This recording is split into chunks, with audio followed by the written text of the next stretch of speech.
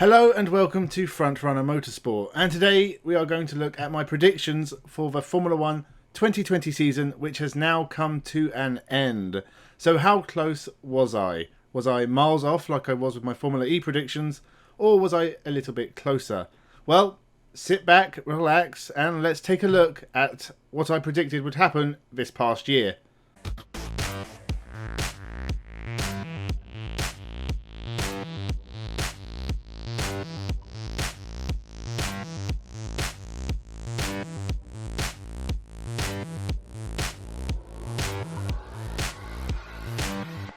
Welcome to Frontrunner Motorsport.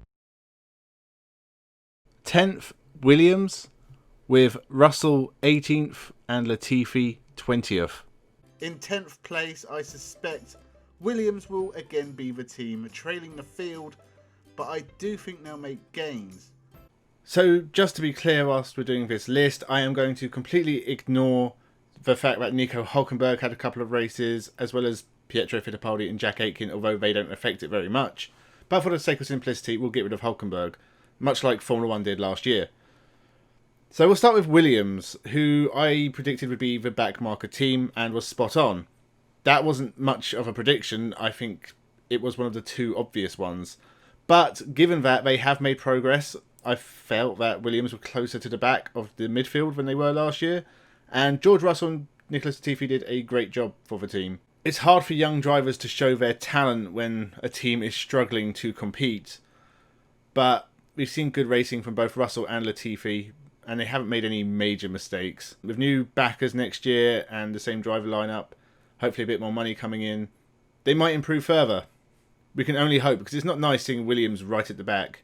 But as for the predictions, I predicted Latifi to finish 20th, Russell 18th. I was pretty close. Russell ended up getting 17th, but Latifi was 20th. However, this only happened because Russell got the drive with Mercedes and scored 3 points. Before that, Latifi was ahead of Russell and they were 19th and 20th. So Williams were the only team to score no points. That wasn't really surprising. They can do better next year, but I got the constructor and one of the drivers right. So 2 out of 3, we're off to a good start. 9th, Haas. And 16th, Magnussen, 17th, Grosjean. For 9th, let's go with Haas. The most confusing team on the grid. They at times looked like they had a real pace in the car last year, just to fall backwards through the field during the actual races. You know the bit where it's important not to drop back? This year couldn't have gone much worse for Haas. They only scored 3 points. Grosjean was severely injured in a massive crash in Bahrain, and they still look like a bit of a laughingstock. Things can only get better. They'll have a new driver lineup next year, which will be interesting because you should have 2 young drivers who are going to be doing their very best to impress. Something which Haas will make difficult for them. The Ferrari engine next year should be better. That could just be marketing talk, we don't actually know yet. As it stands, I don't think Haas could do worse, but if Williams improve, Haas will do worse. As for Grosjean and Magnussen, it'll be sad to see both of them go, but they have kind of just been taking up space on the grid for the last couple of years. Magnussen will be in WeatherTech. Hopefully Grosjean will recover from his injuries and go on to do something else. As I said, Grosjean has always been one of my favourite racing drivers. I'm going to miss him, but it's the right time to move on. As for the predictions, I predicted Magnussen to finish ahead of Grosjean. Grosjean actually finished ahead of Magnussen, but they only had 1 point to finish each, so it wasn't much to shout about. And they finished 18th and 19th instead of 16th and 17th. So I was a couple of places out for both of them, really. So Haas, shit show. Another constructor right, but no drivers this time. 8th, Alfa Tauri. 13th, Gasly. And 14th, Kvyat. I think the midfield is going to tighten up a bit this year, and it's whether or not Kvyat and Gasly can out-scrap their rivals. Unfortunately, both are prone to bad races. Kvyat especially has a reputation for crashing into people, and as the year wears on, I think they are going to drop behind a bit.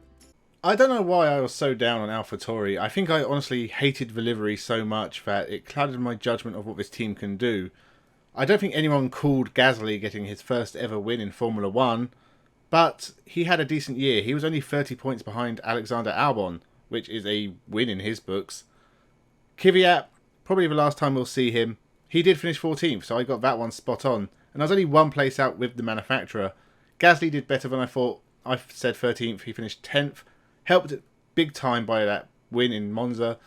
So, AlphaTauri are a good team. They're the sister team of Red Bull, not the B team. That needs to be made clear nowadays. If Yuki Tsunoda joins the team, they are going to have a great team moving forward. So, everything looks up for AlphaTauri. 7th, Alfa Romeo, with Raikkonen 12th and Giovinazzi in 19th.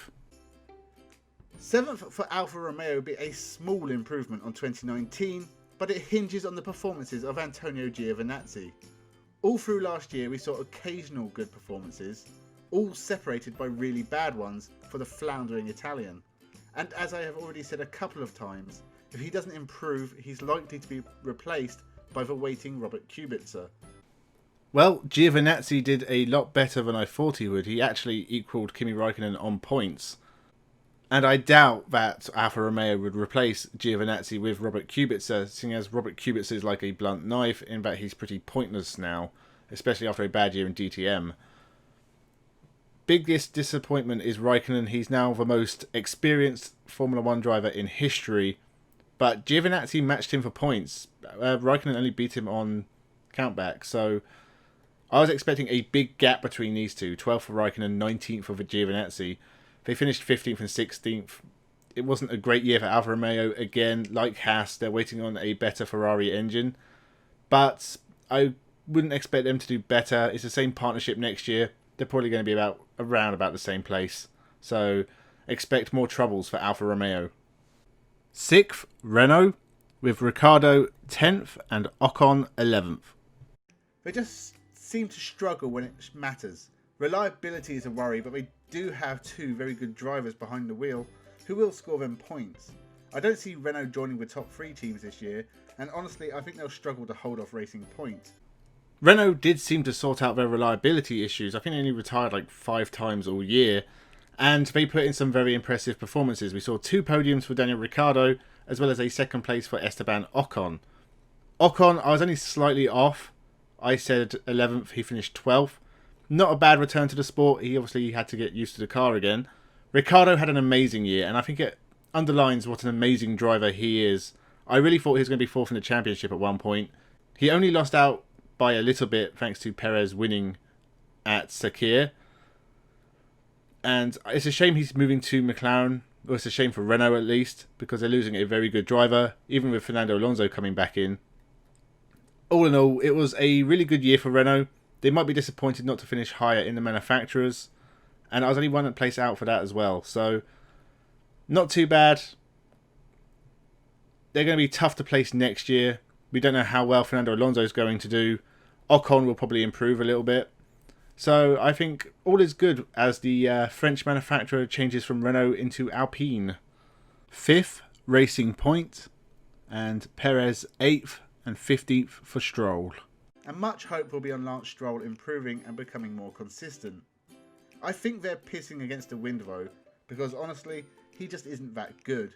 He's had a couple of good results, but generally he struggles near the back end of the midfield and doesn't score many points. Luckily, Sergio Perez is on hand to do that for them. This has been a crazy year for Racing Point, and I have to take a lot back on what I've said about Lance Stroll. He was 4th in the championship for a little while. He had a bad run of results. I think it was 2 points in 7 races that really ruined his season. But he did a really good job. He only finished 11th, so it wasn't millions of miles out. But it wasn't as bad as I thought it would be. Perez, on the other hand, had an amazing year. He scored podiums. Should have been another one in Turkey, but he had an engine blow up in the last lap. He had his first ever race win. And unfortunately, it's all come as his career seems to have come to an end, as he's being replaced by Sebastian Vettel as Racing Point rebrand to Aston Martin. It's a shame we're losing Perez. He's a great driver. Never really got his fair chance in Formula 1 with a big team. But the team looks to be on the up. They are smart with their money. They can put together a very decent race car. Lance Stroll seems to be improving all the time, so they can be hopeful for next year. McLaren 4th, and Sainz 7th, Norris 9th. McLaren finishing 4th was a good result last year, and I expect them to maintain that position this year. I don't think they'll improve into the top 3 just yet. That's nothing to be ashamed of. A couple of years ago they were absolutely terrible, struggling to finish races, let alone in the points. Well, McLaren did get that 3rd place, which is surprising because I don't think they really improved that much. Their drivers did though. Sainz and Norris I think are 2 of the best young talents on the grid, and they put in some very strong performances for the team, both getting podiums. Carlos Sainz did better than I thought. I said 7th. He actually finished 6th, so I wasn't actually that far out of him. And Norris did finish 9th, so I got that one spot on. So McLaren, with Mercedes engines, can they stay in 3rd? It depends on other teams, but I think they're in a good place, especially with Ricciardo joining the team, replacing Sainz, and Norris, honestly, one of the best youngsters around. So everything looks good for McLaren. I think they can start thinking about getting up to the top of the grid. Red Bull 3rd, with Verstappen 2nd and Albon 6th. Expect Red Bull just to be slightly behind the prancing horses, despite the best efforts of Max Verstappen, who I think will finish runner-up in 2020.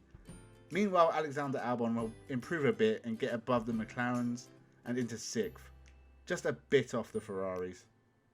Verstappen came surprisingly close to finishing 2nd.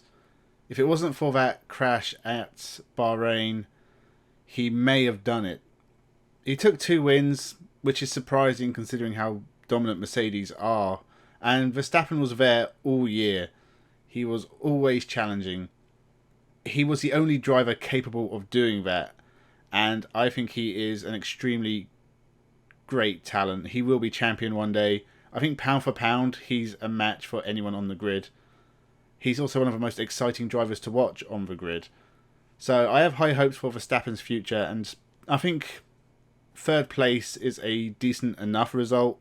It's a shame he missed out on 2nd because I think he really deserved it.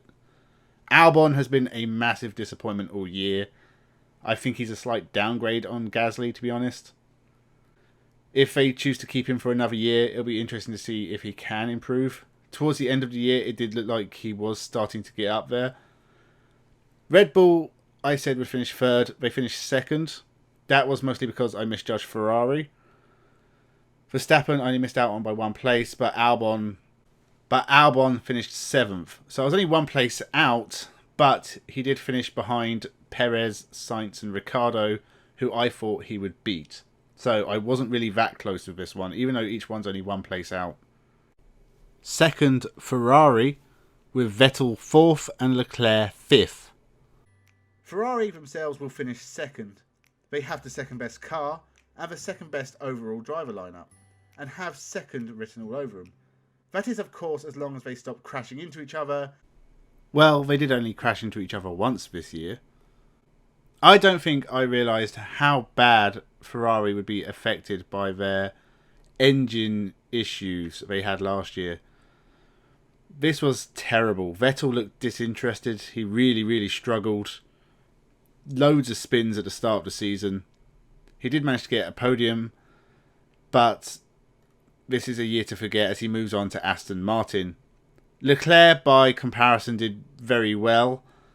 He was up there at a lot of points in the season, but there were races when he was just stuck in the midfield, and Ferrari just seemed so low on power compared to everyone else.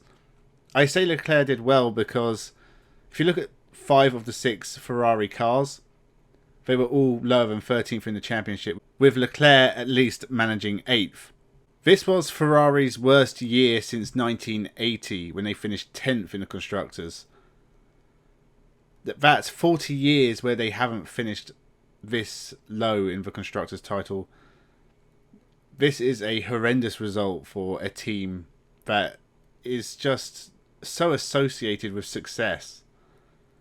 It's been a long time since they won the Drivers' Championship. It's a long time since they won the Manufacturers' Championship. Things need to change at Ferrari.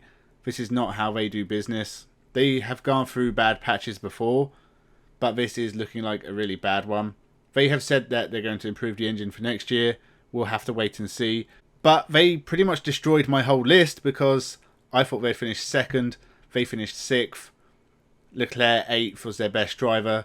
So none of this was anywhere close. So as we move into next year with Leclerc and Sainz, two very promising up-and-coming drivers, hopefully a more competitive Ferrari. They are a mystery team who are going to make predicting the F1 table for 2021 very, very difficult. First, Mercedes, with Lewis Hamilton first and Valtteri Bottas third. So yeah, Mercedes are going to win again. I expect very little to change. This is going to be a dull year at the front. Lewis Hamilton will probably win 10 races at least. Bottas will start well and then crash a couple of times and people will question whether he should be there. Mercedes will storm away in the Drivers' and Constructors' Championships. Plastic fans will talk about Lewis being the F1 GOAT, and I'll make crappy videos on the internet complaining about it. The other most obvious choice on the list, although I think Bottas was lucky to secure second in the championship, I almost got 3 out of 3 for this one. Hamilton once again, 11 wins, easy title, very, very boring. He did make mistakes this year. He's probably going to sign a contract for next year, and he'll probably be an 8-time world champion by 2022. Bottas is still mediocre.